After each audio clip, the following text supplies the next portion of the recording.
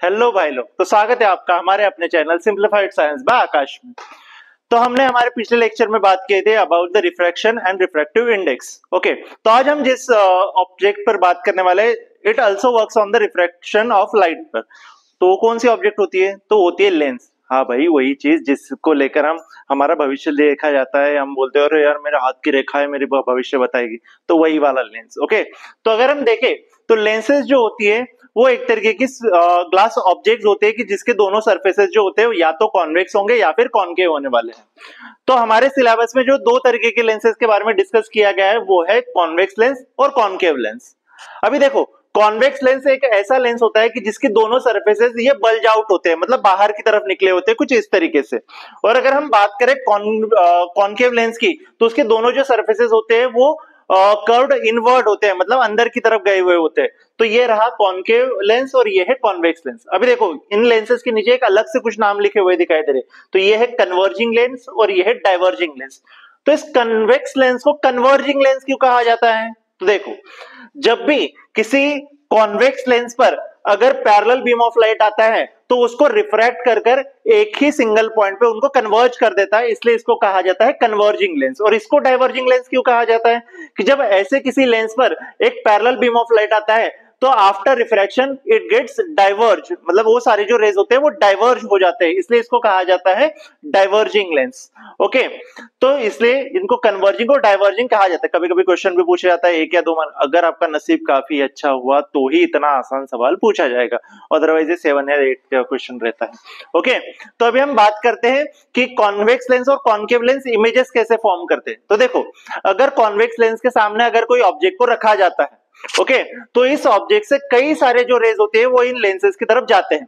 अभी लेंस क्या करते हैं, इससे आने वाले रेज को रिफ्रैक्ट करके दूसरे साइड में भेज देते हैं। अभी ये आने वाली रेज जो होती है उनमें से दो भी रेज, मतलब कोई भी दो रेज जिस जगह पर कन्वर्ज होती है, ओके, या फिर कन्वर्ज होती हुई दिखाई देती है, तो ऐसे जगह पर वो बनाते हैं ऑब्जेक्ट की इमेज को। ओके, तो दो ही रेज आएगी क्या? नहीं, तो ऐसे कई सारी रेज ऑब्जेक्ट से वहां पर आती है। सिर्फ मैंने क्या बात की कि जहां पर भी कोई दो रेज अगर कन्वर्ज हो रही होती है तो उस पॉइंट की इमेज को वो वहां पर बनाते हैं। ओके, अभी देखो वहां से तो कई सारे रेज आ रही हैं, तो सबका पाथ थोड़ी पता होता है हमें कि लेंस उसको किस तरीके से रिफ्रैक्ट करने वाला है। लेकिन कुछ रेज का पाथ हमें पता होता है कि अगर वो लेंस से रिफ्रैक्ट होगा तो किस तरीके से, सॉरी, अगर वो लेंस से पार आर पार जाएगा तो किस तरीके से रिफ्रैक्ट होकर किस जगह पर मर्ज करने वाला है। तो वो कुछ रेज का जो मिस पाथ है वो यहाँ पर गिवन है। अगर समझ लो कोई रेज, कोई ऑब्जेक्ट अगर समझ लो कॉन्वेक्स लेंस के सामने या फिर कॉन्केव लेंस के सामने एक पर्टिकुलर पोजीशन पर रखी गई है, ओके, तो उससे अगर समझ लो कोई रेज अगर प्रिंसिपल एक्सिस से पैरेलल आती है तो वो रिफ्रैक्ट होकर लेंस के पॉइंट ऑफ फोकस से पास होती हुई दिखाई देती है। वही अगर कोई रे अगर पॉइंट ऑफ फोकस से होती हुई अगर लेंस पर आती है तो after refraction it becomes parallel to the principal axis. Same बात होती है डाइवर्जिंग लेंस के, मतलब कॉन्केव लेंस के बारे में। अगर कोई रे अगर इस लेंस पर पैरेलल टू प्रिंसिपल एक्सिस आता है, सो कुछ इस तरीके से रिफ्रैक्ट होता है कि वो उस लेंस के पॉइंट ऑफ फोकस से आते हुए दिखाई देता है। वही अगर कोई लेंस कोई रे अगर समझ लो लेंस पर कुछ इस तरीके से आ रहा है कि वो आगे जाकर उसके पॉइंट ऑफ फोकस में जाकर मतलब कन्वर्ज करेगा, तो वो lens after refraction becomes parallel to the principal axis. और अगर समझ लो कोई रे ऑफ लाइट अगर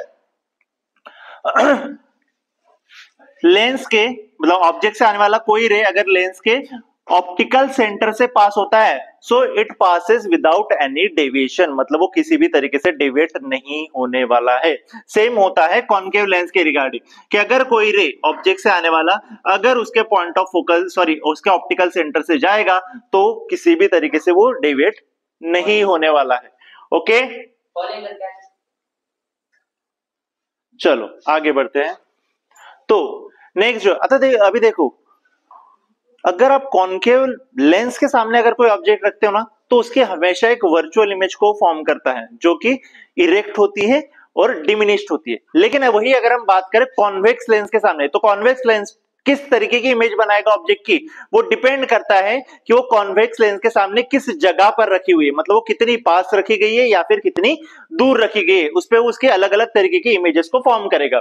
तो उस तरीके से अगर हम देखें तो कॉन्वेक्स लेंस के सामने ऑब्जेक्ट को अलग अलग पोजीशंस पे रखी जा सकती है। जैसे कि पहली पोजीशन है कि ऑब्जेक्ट को अगर हम समझ लो इंफिनिटी पर रखी हुई, इंफिनिटी, अभी इंफिनिटी ये जो कॉन्सेप्ट होता है ना ये थोड़ा अलग होता है। इंफिनिटी मतलब हम हमेशा मानते हैं कि इंफिनिटी मतलब काफी बड़ा डिस्टेंस, तो ऐसा काफी बड़ा डिस्टेंस नहीं होता है। इंफिनिटी मतलब उसको लिया जाता है according to the focal length of the lens. मतलब कैसा, अगर समझ लो ऑब्जेक्ट की फोकल लेंथ है 2 मीटर, तो उसके लिए 100 मीटर डिस्टेंस भी क्या हो गया, इंफिनिटी हो गया। फॉर एग्जांपल जैसे अगर मैं बात करूं एक चींटी है, तो यहां से चींटी को अगर मैं बात करूं कि 10 मीटर डिस्टेंस पर जाना है, तो उसके लिए 10 मीटर डिस्टेंस भी काफी ज्यादा हो जाता है, तो उसके according that distance is infinity. लेकिन हमारे अकॉर्डिंग अगर बात करें तो 10 मीटर डिस्टेंस काफी कम होता है। तो डिपेंड करता है कि ऑब्जेक्ट की फोकल लेंथ कितनी है, उसके अकॉर्डिंग इंफिनिटी ये कॉन्सेप्ट को डिसाइड किया जाता है। तो अगर लेंस के फोकल लेंथ के हिसाब से अगर ऑब्जेक्ट को इंफिनिटी डिस्टेंस पर रखा गया है, तो उससे आने वाली जो रेज होती है वो कुछ इस तरीके से आएगी और उस तरीके से उसकी इमेज को पॉइंट ऑफ फोकस पे वो फॉर्म करने वाली है। अगर समझ लो ऑब्जेक्ट की जो ऑब्जेक्ट जो है वो टॉय शेप के बियॉन्ड रखी गई है, मतलब टॉय शेप से थोड़ी सी पीछे रखी है। अभी टॉय शेप क्या होता है, तो फोकल लेंथ का जो डबल डिस्टेंस होता है उसको कहा जाता है टॉय शेप, मतलब वो पॉइंट को कहा जाता है टॉय शेप। मिरर्स के केस में उसको सेंटर ऑफ कर्वेचर कहा जाता है। ओके, तो अगर समझ लो ऑब्जेक्ट को सेंटर ऑफ कर्वेचर या फिर लेंस के टॉय शेप के पीछे रखी गई होती है, तो उसकी जो इमेज होती है वो फॉर्म करता है in between F and toy shape. अगर ऑब्जेक्ट को अगर टॉय शेप पर रखा गया है, तो वो उसकी इमेज को रियल एंड इन्वर्टेड इमेज को बनाता है उसके दूसरे टॉय शेप पर। करेक्ट। अगर ऑब्जेक्ट को समझ लो टॉय शेप और एफ के बीच में रखा गया है, तो उसकी इमेज को फॉर्म करेगा बियॉन्ड टॉय शेप। और अगर ऑब्जेक्ट को समझ लो उसके पॉइंट ऑफ फोकस पे रखा गया है, तो उसकी इमेज को फॉर्म करेगा एट दी इंफिनिटी। वही अगर समझ लो ऑब्जेक्ट को अगर हम पॉइंट ऑफ फोकस और ऑप्टिकल सेंटर के बीच में रखते हैं, तो उस समय पर वो एक अलग तरीके की इमेज बनाता है जो कि होती है वर्चुअल इमेज। अभी ये ऊपर की जितनी भी हमने केसेस देखी हुई थी, तो इन सब में जो कॉन्वेक्स लेंस है वो हमेशा एक रियल इमेज को फॉर्म कर रहा है, real image and inverted image को फॉर्म कराता है। लेकिन जब हम बात करते हैं कि इमेज को ऑब्जेक्ट को रखा गया है पॉइंट ऑफ फोकस और ऑप्टिकल सेंटर के बीच में, तो इस केस में जो इमेज बनाता है वो इमेज बनती है ऑब्जेक्ट के साइड में ही, that means the virtual image. Okay, तो इस वर्चुअल इमेज का जो फॉर्मेशन होता है वो तभी होता है कॉन्वेक्स मिरर लेंस के द्वारा, जब ऑब्जेक्ट को उसके ऑप्टिकल सेंटर और पॉइंट ऑफ फोकस के बीच में रखा जाए। तो एक एक्सेप्शनल केस है, इसको आपने हमेशा याद करके रखनी है कि ऑब्जेक्ट को जब भी पॉइंट ऑफ फोकस और ऑप्टिकल लेंस के बीच में रखा जाता है, तो वो उसकी एक वर्चुअल और अपराइट इमेज को फॉर्म करता है जो कि मैग्नीफाइड होती है। अभी देखो अगर हम बात करें कॉनकेव लेंस के बारे में, तो कॉनकेव लेंस भी हमेशा वर्चुअल इमेज बनाता है। ओके, वर्चुअल और अपराइट मतलब इरेक्ट इमेज को बनाता है, लेकिन उसकी जो इमेज फॉर्मेशन होता है वो हमेशा डिमिनिश्ड होता है, मतलब ऑब्जेक्ट के साइड से इमेज की साइज जो होती है वो छोटी होती है। लेकिन कॉन्वेक्स लेंस जिस इमेज को यूज बनाता है वर्चुअल इमेज को, वो ऑब्जेक्ट से बड़ी होती है, मतलब मैग्नीफाइड होती है। अभी इस जगह का यूज कहां पर किया जाता है या फिर इस केस का यूज कहां पर किया जाता है, तो हमारी हाथों की लकीरों को देखने के लिए जो मैग्नीफाइंग ग्लास हम लेते हैं, तो उस मैग्नीफाइंग ग्लास में जो इमेज हमें दिखाई देती है वो इसी तरीके की होती है। बराबर, ये लास्ट वाला ऑप्शन होता है। ओके, और जो हम थिएटर की बात करते हैं, तो थिएटर में हमें जो स्क्रीन पर इमेजेस दिखाई देती है वो भी रियल इमेज ही होते हैं, और वहां पर भी जो प्रोजेक्टर में लेंस लगाया होता है वो भी कॉन्वेक्स लेंस ही लगाया गया होता है। क्लियर?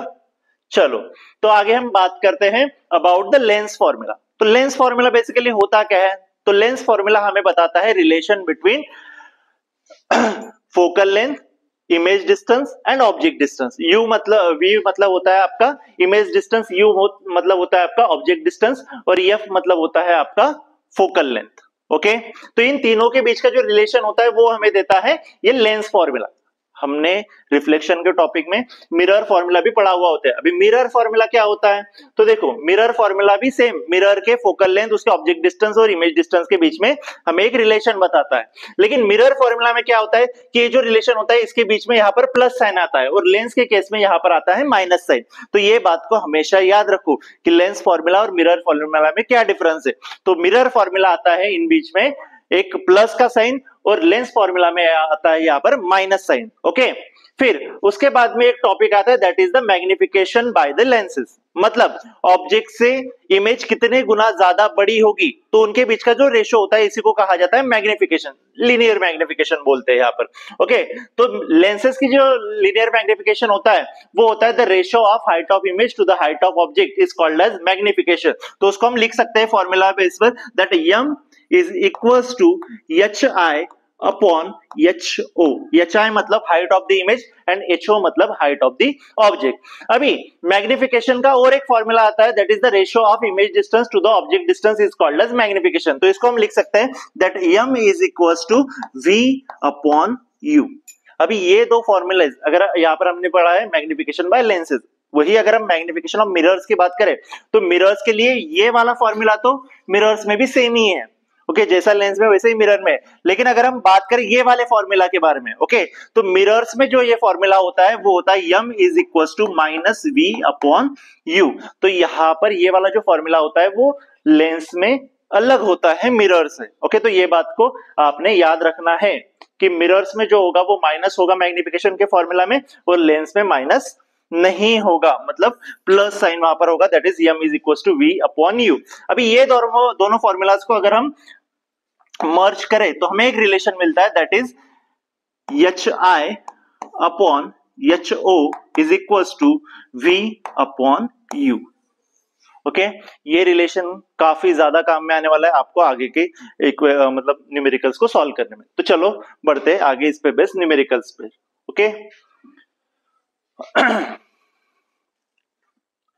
हाँ अभी न्यूमेरिकल्स की तरफ जाने से पहले हम बात कर लेते हैं इससे रिलेटेड कुछ साइन कन्वेंशंस के बारे में। साइन कन्वेंशंस मतलब क्या होता है, तो हम एक इमेजिनरी साइंस लगा देते हैं, मतलब प्लस या फिर माइनस का साइन लगाते हैं before taking the distances regarding the lenses. Okay तो पहला जो है कि the object is always place on the left side of the lens, मतलब जब भी आप लेंस से रिलेटेड डायग्राम्स दिखाओगे तो उस टाइम पे जो ऑब्जेक्ट होती है वो हमेशा लेंस के लेफ्ट साइड में ही प्लेस दिखाया जाए। मतलब अगर आप यहाँ पर लेंस दिखा रहे हो, मतलब समझ लो यहाँ पर आपने लेंस दिखाया है, ओके तो हमेशा इसकी जो इमेज ऑब्जेक्ट आप दिखाओगे वो हमेशा लेफ्ट साइड में ही दिखानी है। ओके फिर दूसरा जो है all the distances are measured from the optical centre of the lens, मतलब अगर यहाँ पर ऑप्टिकल सेंटर है तो उससे ही सारे डिस्टेंसेस को मेजर किया जाएगा। मतलब अगर समझ लो इमेज यहाँ पर फॉर्म हो रही है तो इमेज डिस्टेंस हो जाए या फिर ऑब्जेक्ट डिस्टेंस हो जाए, ये सारी जो डिस्टेंसेस होंगे वो हमेशा आप ऑप्टिकल सेंटर से ही मेजर करोगे। फिर नेक्स्ट जो होता है कि ऑप्टिकल सेंटर से जो लेफ्ट साइड के डिस्टेंसेस होते हैं वो सारे निगेटिव में माने जाते हैं या फिर निगेटिव में कंसीडर करने हैं। ओके फिर ऑप्टिकल सेंटर से जो राइट वाले डिस्टेंसेस है वो हमेशा पॉजिटिव कंसीडर किए जाएंगे। ओके फिर प्रिंसिपल एक्सिस के अबो जो डिस्टेंसेस होते हैं वो सारे डिस्टेंसेस हमेशा पॉजिटिव रहेंगे, और प्रिंसिपल एक्सिस के नीचे वाले जो डिस्टेंसेस होंगे वो हमेशा नेगेटिव कंसीडर किए जाएंगे। फिर से एक बार बोलता हूं, ऑप्टिकल सेंटर से लेफ्ट साइड के जितने भी डिस्टेंसेस रहेंगे, जैसे कि ऑब्जेक्ट डिस्टेंस, अभी जैसे हमने बोला कि ऑब्जेक्ट हमेशा लेफ्ट साइड में होगी, तो ऑप्टिकल सेंटर से ऑब्जेक्ट का जो डिस्टेंस होगा उसको हम हमेशा कंसीडर करेंगे निगेटिव। फिर आपका आता है कि प्रिंसिपल एक्सिस के अबोव जितने भी डिस्टेंसेस हम मेजर करेंगे उनको हम कंसीडर करेंगे पॉजिटिव। तो देखो ऑब्जेक्ट हमेशा हम प्रिंसिपल एक्सिस के अबोव रखी हुई दिखाई देती है, मतलब हाइट ऑफ द ऑब्जेक्ट जो हमेशा होगी वो हमेशा पॉजिटिव ही रहने वाली। अगर समझ लो कोई लेंस मतलब कॉन्वेक्स लेंस ही वहां पर रियल इमेजेस को फॉर्म करता है, तो रियल इमेज अगर कोई लेंस फॉर्म कर रहा है तो रियल इमेज की जो हाइट होगी वो हमेशा निगेटिव में ही होगी, क्योंकि रियल इमेज जो होती है वो इन्वर्टेड इमेज होती है, मतलब प्रिंसिपल एक्सिस के नीचे उसका फॉर्मेशन हम दिखाते हैं, तो उसकी जो हाइट होगी वो हमेशा निगेटिव में ही होने वाली है। ओके अगर वर्चुअल इमेज है तो वर्चुअल इमेज जो होती है वो इरेक्ट होती है, कॉम्बिनेशन बना हुआ रहता है, real inverted virtual erect, real inverted virtual erect. तो ये कॉम्बिनेशन को आपको हमेशा याद रखना है कि अगर वर्चुअल इमेज है तो वो इरेक्ट होगी, अगर इन्वर्टेड इमेज है तो वो रियल होगी। ओके तो अगर समझ लो रियल इमेज है, सॉरी वर्चुअल इमेज है, तो वर्चुअल इमेज प्रिंसिपल एक्सिस के अबव होगी, मतलब इरेक्ट होने वाली, तो उसकी जो हाइट ऑफ द इमेज रहेगी वो हमेशा पॉजिटिव में ही रहने वाली है। ओके तो इन चीजों को आपको थोड़ा सा याद रखना है। क्या क्या बातें बोली मैंने कि ऑब्जेक्ट डिस्टेंस जो रहेगा it always taken as negative, height of the object ये हमेशा रहेगा पॉजिटिव। ओके ये तो हो गया। अभी हम फोकल लेंथ की बात करते हैं, तो देखो कॉन्वेक्स लेंस के लिए जो फोकल लेंथ हमेशा हम लेते हैं वो होते हैं पॉजिटिव, कॉनकेव लेंस के लिए जो हम फोकल लेंथ लेते हैं वो हमेशा लेते हैं निगेटिव। फिर उसके बाद में हमने बात किया था कि अगर रियल इमेज है तो रियल इमेज की जो हाइट होगी वो हमेशा लेनी है आपको देखो, अगर इमेज अगर समझ लो रियल है तो रियल इमेज होगी इन्वर्टेड, तो उसकी जो डिस्टेंस आपको या फिर हाइट आपको लेना है तो वो हमेशा लेंगे नेगेटिव में। अगर समझ लो इमेज वर्चुअल है, ओके, इमेज अगर वर्चुअल है तो हाइट ऑफ द इमेज रहेगी पॉजिटिव में। इतनी चीजें भी अगर आपको याद रहती है तो आपको न्यूमेरिकल सॉल्व करना आसान हो जाता है। यहाँ पर भी दिया गया है एक बॉक्स जहां पर ऑब्जेक्ट डिस्टेंस देखो, कॉन्वेक्स लेंस के लिए नेगेटिव रहेगा, कॉन्केव लेंस के लिए भी नेगेटिव रहेगा। इमेज डिस्टेंस दोनों की इमेज डिस्टेंस, अभी देखो कॉन्वेक्स लेंस जो होता है वो रियल इमेजेस को जब बनाएगा तो उसका जो इमेज मतलब डिस्टेंस रहेगा वो पॉजिटिव रहेगा, और कॉन्केव लेंस तो हमेशा वर्चुअल इमेज ही बनाता है, मतलब साइड ऑफ द ऑब्जेक्ट को ही इमेज बनाता है, तो उसका जो इमेज डिस्टेंस रहेगा वो नेगेटिव रहने वाला है। फोकल लेंथ जो है कॉन्वेक्स लेंस की पॉजिटिव, कॉन्केव लेंस की नेगेटिव होने वाली है। ओके, अगर हाइट ऑफ द ऑब्जेक्ट की बात करें तो हाइट ऑफ द ऑब्जेक्ट दोनों केसेस में पॉजिटिव ही होगी, और height of the sorry height of the image, यहाँ पर रॉन्ग आ चुका है, तो यहाँ पर इमेज होना चाहिए था हाइट ऑफ द इमेज। तो अगर समझ लो कॉन्वेक्स लेंस ने अगर रियल इमेज बनाया है तो हाइट ऑफ द इमेज जो होगी वो नेगेटिव होगी, और जैसे कॉन्केव लेंस हमेशा वर्चुअल इमेज, इरेक्ट इमेज को बनाता है, तो उसके लिए जो हाइट ऑफ द इमेज रहेगी वो हमेशा पॉजिटिव ही रहने वाली है। ओके, इतनी चीजें अगर आपकी याद है तो you are ready for solving the numericals.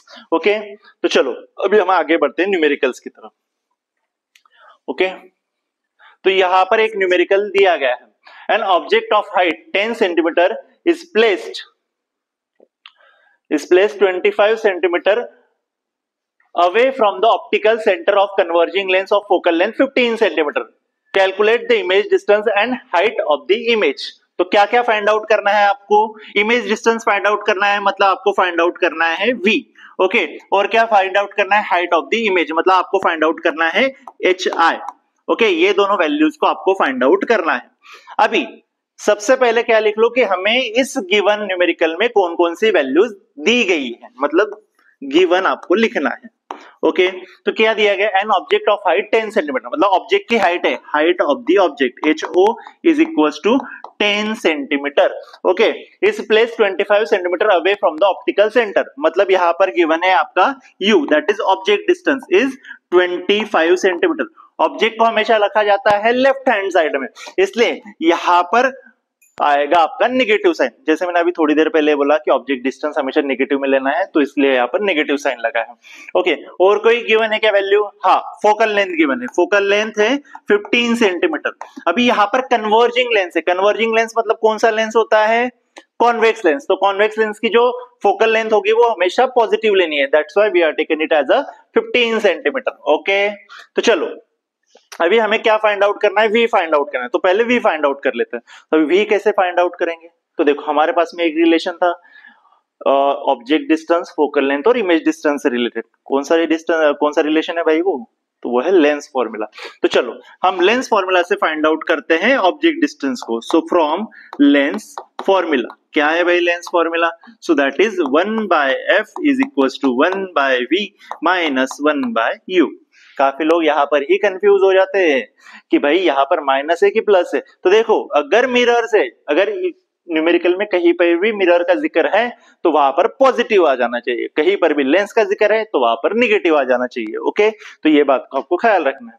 तो 1/f मतलब यहाँ पर आ जाएगा 1/15 is equal to 1/v minus 1/ कितने ऑब्जेक्ट डिस्टेंस पे रखा है भाई? 25। तो 1/15 इज इक्वल टू 1/v, ये माइनस माइनस प्लस, सो 1/25। ओके, हमें फाइंड आउट क्या करना है? v को एज इट इज रहने देते, इसको उठाते इधर लेकर आ जाते, तो ये हो जाएगा 1/15 minus 1/25 is equal to 1/v। Okay, अभी इसका एलसीएम निकालना पड़ेगा। जैसे हमें पता है कि अगर किसी भी अगर नंबर से अपूर्णांक दिए हुए हैं तो ऐसे केसेस में हमें पहले उनके डिनोमिनेटर सेम करने पड़ते हैं, तभी उसकी एडिशन या फिर उसका सब्सट्रैक्शन किया जाता है। तो यहाँ पर इसका एलसीएम आएगा 75। इसको 75 करने के लिए हमें इसको 5 से मल्टीप्लाई करना पड़ेगा। यहाँ से 5 से मल्टीप्लाई किया, ये 75 माइनस यहाँ पर 3 से मल्टीप्लाई करना पड़ेगा, यहाँ पर divided by 75 is equal to 1/v। तो ये आ गया आपका 2/75 इज इक्वल टू 1/v। इसको मैं एज इट इज रहने देता हूं क्योंकि आगे हमें वैल्यू लगने वाली है। ओके तो चलो नेक्स्ट हमें क्या फाइंड आउट करना है, ये चाहे फाइंड आउट करना है। अभी आपके पास में v, हाँ इस पर से v की वैल्यू फाइंड आउट कर लेते। So v is equal to 75/2 centimetre. Okay फिर अभी नेक्स्ट क्या है, तो हमें फाइंड आउट करना है h i। ओके अभी आपके पास में तीन वैल्यूज ऑलरेडी गिवन है, मतलब v की वैल्यू आपको पता होगी, u की वैल्यू आपके पास में है, h o की वैल्यू आपके पास में। तो हमने एक रिलेशन देखा था, कौन सा रिलेशन था भाई वो, तो वो था h i upon h o is equal to v upon u। तो इसमें हम इन वैल्यूज को पुट कर देते हैं। तो h i की वैल्यू तो आपको फाइंड आउट करनी है, h o की वैल्यू आपको गिवन है 10। ओके नीचे लेते हैं, v कितना है आपका 75/2 divided by object distance minus 25। अब ये डिनोमिनेटर मतलब न्यूमरेटर के डिनोमिनेटर में तो नीचे आ जाएगा। So h i upon 10 is equal to 75 divided by minus 25 multiplied by 2। ये 2 यहाँ से ही नीचे आया हुआ है, तो 75 को 25 से हम डिवाइड कर देते हैं, आपका आंसर आता है 3। यहाँ पर ये 10 डिवाइडेशन में उधर जाएगा तो मल्टीप्लिकेशन में। So h i is equal to 3 multiplied by 10 divided by minus 2। Okay clear है भाई। तो देखो h i is equal to कितना आएगा, ये आएगा 30 divided by minus 2। So h i is equal to minus 15 centimetre. Okay ये माइनस गिवन है, माइनस है, height of the image minus है, मतलब समझ जाना इमेज कैसी है, रियल इमेज है। अगर हाइट ऑफ द इमेज अगर माइनस है मतलब वो प्रिंसिपल एक्सिस के नीचे बन रही है तो वो रियल इमेज। तो नेचर क्या होगा, इट इज रियल। रियल है मतलब वो कैसी होगी, इन्वर्टेड है, इन्वर्टेड है। और ऑब्जेक्ट की हाइट कितनी है 10 सेंटीमीटर, इमेज की हाइट कितनी है 15 सेंटीमीटर। तो ऑब्जेक्ट कैसी होगी, इनलार्ज ऑब्जेक्ट होने वाली है। तो ये हो गया ऑब्जेक्ट का, सॉरी इमेज का नेचर। काफी बार नेचर भी पूछा जाता है, right the nature of the image. तो इस तरीके से आपको उसका नेचर फाइंड आउट करना है। Is it clear. चलो तो बढ़ते हैं नेक्स्ट न्यूमेरिकल की तरफ। A 5 centimeter tall object is placed perpendicular to the principal axis। perpendicular रखा है मतलब सीधी रखी हुई to the principal axis of convex lens of focal length 10 centimeter। The distance of the object from the lens is 15 centimeter। Find the nature, position and size of the image। Position find out करना है मतलब image distance find out करना है आपको। Okay फिर से वही चीज, पहले क्या क्या गिवन है उसको लिखते हुए जाओ, फिर आगे का न्यूमेरिकल सॉल्व करते हुए जाओ। तो क्या क्या गिवन है, तो यहाँ पर height of the object given है आपको 5 सेंटीमीटर। ओके फिर उसके बाद में और क्या गिवन है, तो कॉन्वेक्स लेंस की फोकल लेंथ, कॉन्वेक्स लेंस है इसलिए वो कैसी होगी, पॉजिटिव में होने वाली है। So it is 10 centimetre. At the distance of the object from the lens is 15 centimetre, मतलब ऑब्जेक्ट डिस्टेंस गिवन है कितना 15 सेंटीमीटर। अभी ऑब्जेक्ट डिस्टेंस है इसलिए यहाँ पर माइनस। तो फाइंड आउट क्या करना है, नेचर फाइंड आउट करना है, पोजीशन फाइंड आउट करना है, साइज फाइंड आउट करनी है। पोजीशन मतलब v आपको फाइंड आउट करना है।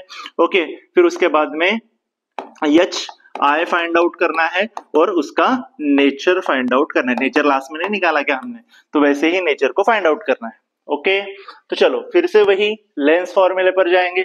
लेंस फॉर्मूला आपका क्या, 1/f is equal to 1/v minus 1/u। 1/f मतलब 10 is equals to 1/v minus 1/u, 1 upon minus 15। okay so 1/10 1/10 is equals to 1/v plus 1/15। फिर से v को फाइंड आउट करना है तो ये वाली टर्म इधर लेके आएंगे, तो 1/10 माइनस 1/15 1/v। इसका एलसीएम क्या आएगा, 30 ले सकते हैं। सो इसको 3 से मल्टीप्लाई किया, 3 यहाँ पर 2 से मल्टीप्लाई किया, -2 डिवाइडेड बाय कितना आएगा, सो 30 इज इक्वल टू 1/v। तो ये आ गया आपका 1 divided by 30 is equal to 1/v। Clear. चलो तो v कितना आएगा, so v is equal to 30 centimetre. 30 centimetre मतलब लेंस से वो राइट साइड में जा रहा है इसलिए पॉजिटिव आया है। ओके देन अभी हमें क्या फाइंड आउट करना है, एच आई फाइंड आउट करना है। एच आई फाइंड आउट करने के लिए फिर से वही relation, h i upon H o is equal to v upon u. So h i क्या आएगा, एच आई तो फाइंड आउट करना है, तो एच आई तो एज इट इज रहने दो। एच ओ कितना गिवन है, so it is 5 centimetre is equal to v कितना है, v अभी फाइंड आउट किया ना भाई, तो 30 डिवाइडेड बाय u कितना है, u गिवन है -15। ओके चलो, so h i is equal to 30 multiplied by 5 divided by minus 15, 15 two जा 30, so h i is equal to minus 10 centimetre. Okay, h i is equal to minus 10 centimetre given है, minus given है, मतलब क्या होने वाला है, real image होगी। Okay, real है मतलब कैसी होगी, इन्वर्टेड होगी।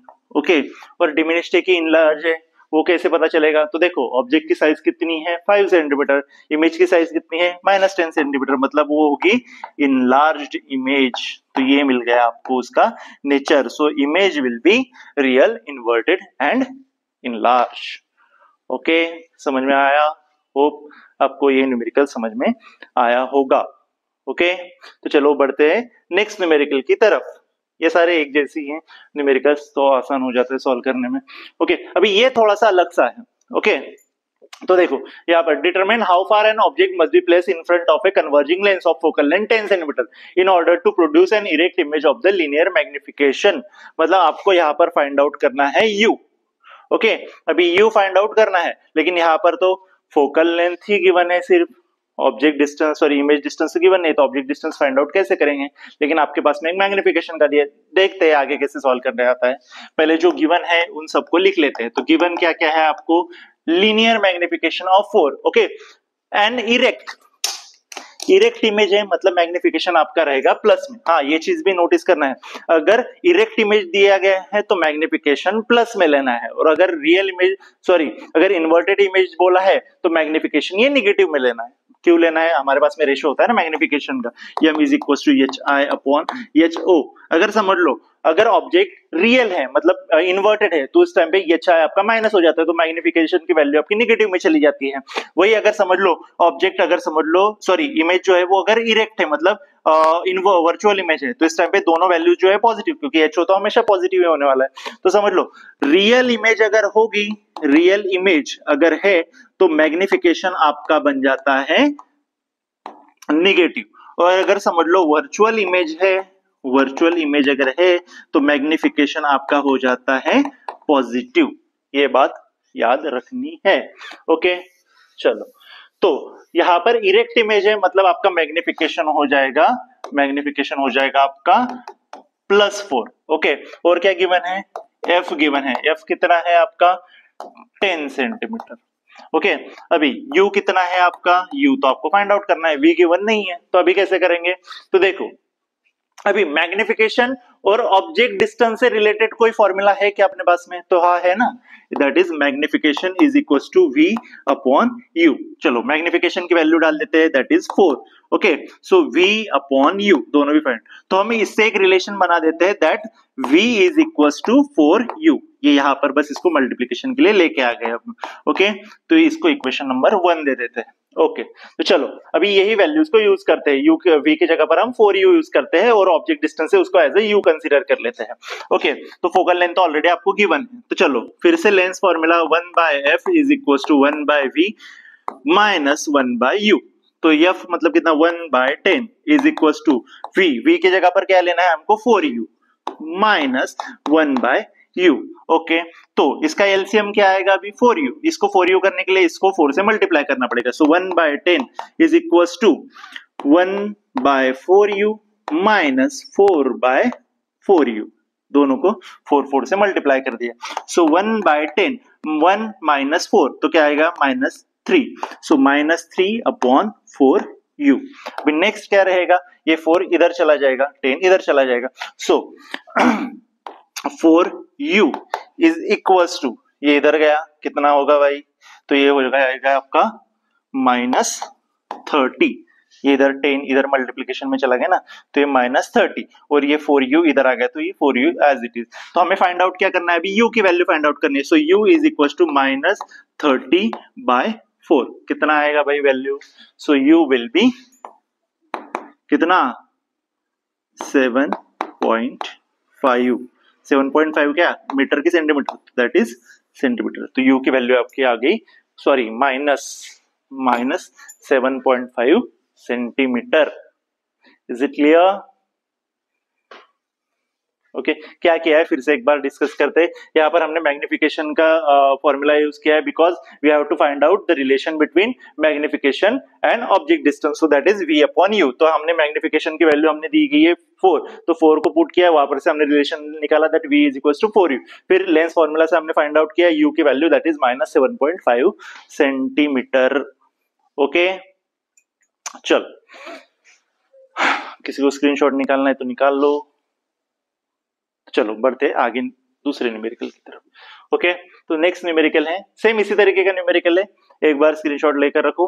ओके तो इसका क्या आंसर आता है वो आप फाइंड आउट कर लेना है। ओके यहाँ पर मैग्निफिकेशन जो है, okay magnified image of film set on a screen, screen है मतलब कैसे इमेज होने वाली है, रियल इमेज। तो मैग्निफिकेशन कैसा होगा, इन्वर्टेड, मतलब इमेज जो बनने वाली है वो इन्वर्टेड इमेज बनने वाली है, रियल इमेज है तो इसलिए मैग्निफिकेशन यहाँ पर आएगा आपका -10। ये बात याद रखनी है, मैग्निफिकेशन क्या आने वाला है, -10 आने वाला है।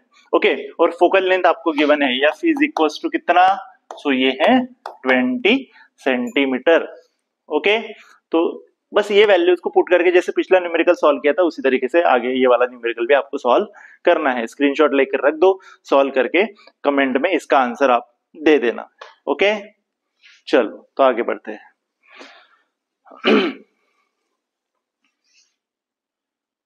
ओके ये जो क्वेश्चन है पिछले एक इसमें दिया हुआ था उसको ही मैंने एज इट इज उठाया, गरीब आदमी हूँ यार, इतना उसको टाइप करना ये बहुत जान पे आ रही थी। तो देखो यहाँ पर क्या है, एक डाटा गिवन है आपको जिसमें आपको फोकल लेंथ और उसके ऑब्जेक्ट डिस्टेंसेस गिवन है और उस पे बेस्ट कुछ न्यूमेरिकल्स को पीछे नीचे पूछा गया है। Okay study the data given below showing the focal length of the 3 concave mirrors A, B and C and the respective distances of object place in front of the mirror. Sorry mirror से related है, lenses में आ गया है, फिर भी चलो देख लेते हैं, मिरर्स तो हमने पढ़ा हुआ ही है। तो देखो पहला मिरर है, उसकी फोकल लेंथ है 20 सेंटीमीटर, जो उसके ऑब्जेक्ट को फॉर्म कर रहा है, सॉरी उसके सामने ऑब्जेक्ट रखी है 45 सेंटीमीटर पर। ओके फिर 15 सेंटीमीटर पर ये रखा हुआ है, दूसरा जो लेंस है उसकी फोकल लेंथ है 15 सेंटीमीटर, उसके ऑब्जेक्ट डिस्टेंस है 30 सेंटीमीटर, और तीसरा जो है वो 30 सेंटीमीटर पर 30 सेंटीमीटर की फोकल लेंथ है और 20 सेंटीमीटर पर ऑब्जेक्ट को रखा है। In which one of the above cases mirror will form a diminished image of the object. Okay इसमें से किस केस में ऑब्जेक्ट जो है वो डिमिनिश्ड इमेज को फॉर्म करने वाला है। ओके डिमिनिश्ड इमेज मतलब छोटी इमेज को फॉर्म करने वाला है। अभी देखो फर्स्ट केस की अगर हम बात करें तो फर्स्ट केस छोड़ दो, सेकंड केस की अगर हम बात करें तो यहां पर देखो इसकी फोकल लेंथ है 15 सेंटीमीटर। ओके तो उसका सेंटर ऑफ कर्वेचर आएगा 30 सेंटीमीटर पर और ऑब्जेक्ट को 30 सेंटीमीटर पर रखा गया है। और हमें पता है कि मिरर्स के केस में अगर आप सेंटर ऑफ कर्वेचर पर अगर ऑब्जेक्ट पर को रखते हो तो वो सेम साइज की इमेज को फॉर्म करेगा, मतलब ये वाला जो ऑप्शन है ये वाला ऑप्शन आपका कट हो जाता है। फिर सेकंड जो है तो इसकी फोकल लेंथ 30 सेंटीमीटर है और ऑब्जेक्ट डिस्टेंस है 20 सेंटीमीटर, मतलब ऑब्जेक्ट यहां पर प्लेस गई है सेंटर ऑफ कर्वेचर सॉरी उसके पोल ऑफ द मिरर और फोकस पॉइंट के बीच में, तो इसलिए वो वर्चुअल इमेज फॉर्म करेगा जो कि इनलार्ज होगी। तो ये वाला ऑप्शन भी आपका कट हो गया, मतलब यहाँ पर ये जो ऑप्शन है ये ऑप्शन आपका यहाँ पर करेक्ट होने वाला है। ओके क्योंकि इस केस में जो ऑब्जेक्ट है वो बियॉन्ड टॉइस से सॉरी बियॉन्ड सी रखी गई है, मतलब बियॉन्ड सेंटर ऑफ कर्वेचर रखी गई है, तो वो उसकी इमेज को फॉर्म करेगा in between C and F के बीच में। ओके लाइट चली गई है भाई साहब, इस वीडियो को आगे हम कंटिन्यू करेंगे।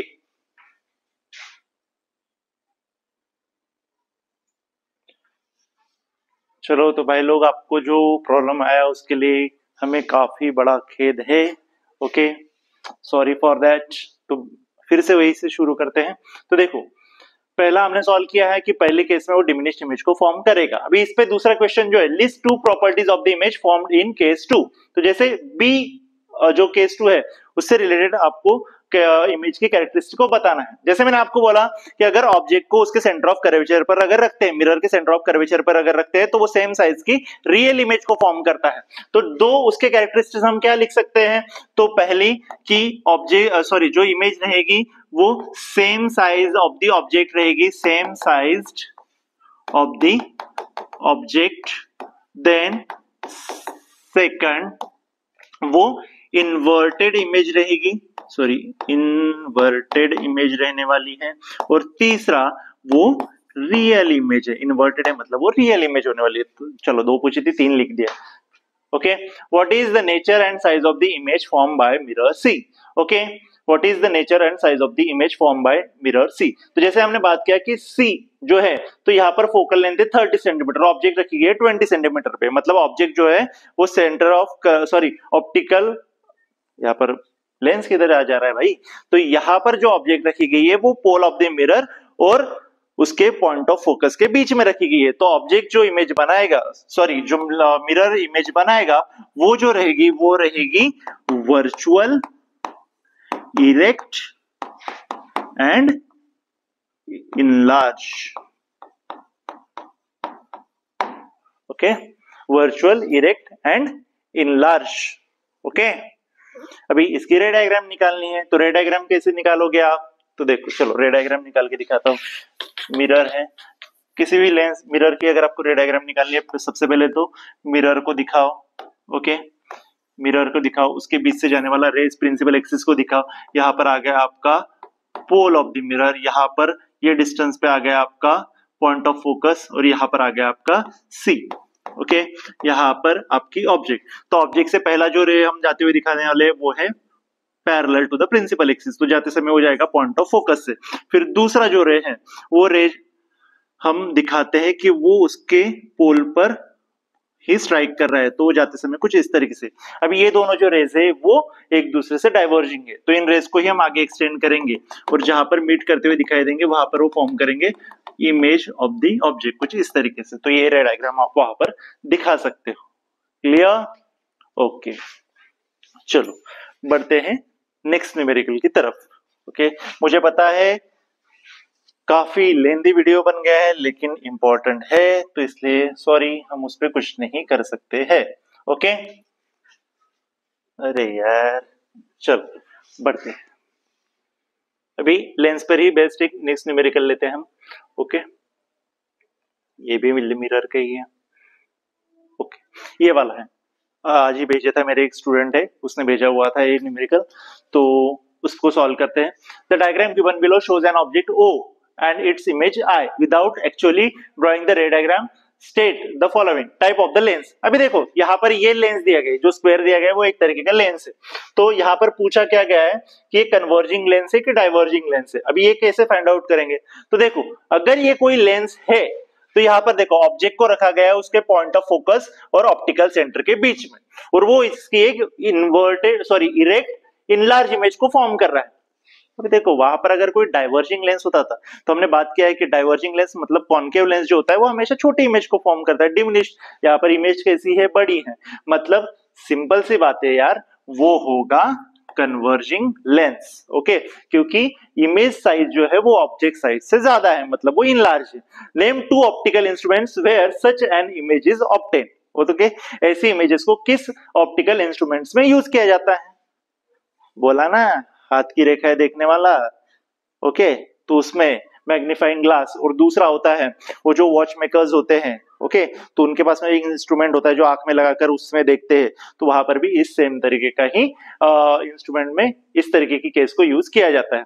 List 3 characteristics of the image form if this lens is replaced by the concave mirror. मतलब यहाँ पर इसको अगर हम निकाल देते हैं, okay, of focal length f, मतलब उसकी फोकल लेंथ भी f है, and the object is placed at distance f/2, मतलब यहाँ पर भी सेम कैसे कि O और F के बीच में अगर ऑब्जेक्ट को रखा जाए तो इस केस में वो जिस इमेज को बनाएगा तो उसकी कैरेक्टरिस्टिक्स क्या होने वाली है। तो सिंपल सी बात है कि कॉन्केव मिरर की जो कैरेक्टरिस्टिक्स होती है वो लगभग आपके कॉन्वेक्स लेंस के सिमिलर ही होती है।